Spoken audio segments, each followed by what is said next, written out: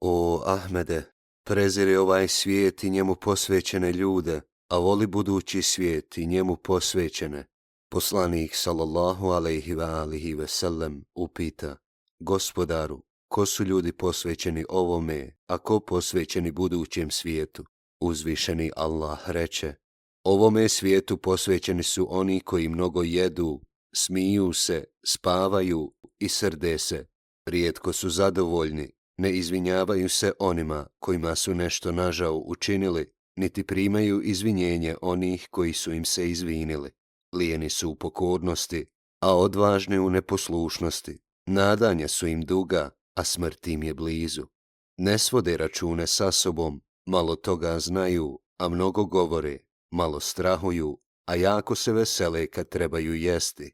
Zaista, posvećeni ovome svijetu ne zahvaljuju u blagostanju, niti su strpljivi kada ih zadese tegobe. Kada drugi ljudi učine nešto veliko, to smatraju neznatnim, sebe hvale za ono što nisu uradili. Polažu pravo na ono što im ne pripada, te spominju tuđe nedostatke.